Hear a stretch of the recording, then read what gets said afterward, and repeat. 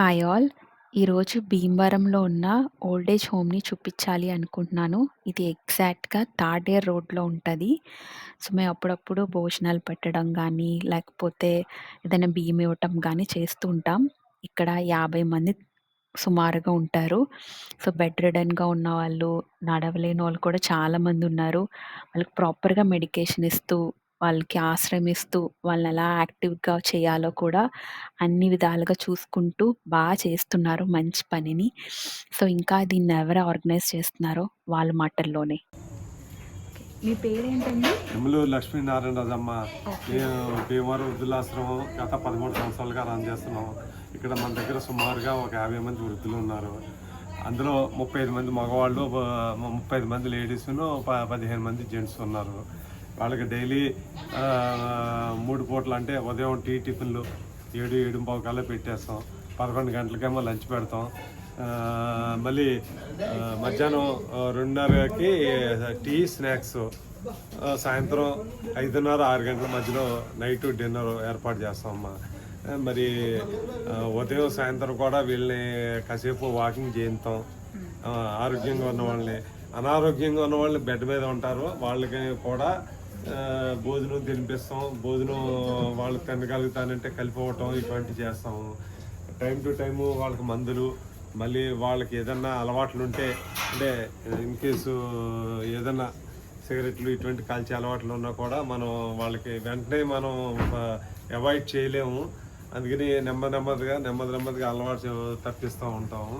అలవాటు ఇచ్చి ఆడ మగ కూడా అందరూ శుభ్రంగా ఉంటారు. ఇదంతా దాతల సహకారంతో నడుస్తుందమ్మా.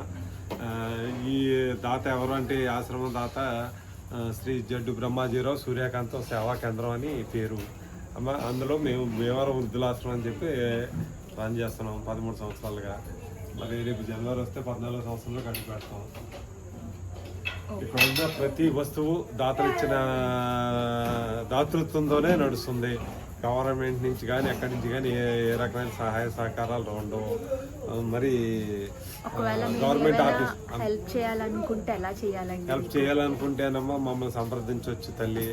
మేము ఏదైనా కంపల్సరీ మీరు ఇచ్చిన ప్రతి వస్తువుకి బిల్లు ఇవ్వడం జరుగుతుంది.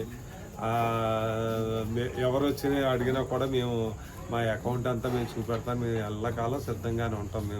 మీరు ఇచ్చిన ప్రతి రూపాయి వాళ్ళకే ఖర్చు పెడతాం తప్ప ఏ రకంగానూ తప్పుదో పట్టించే ఉద్దేశం అనేది లేదు.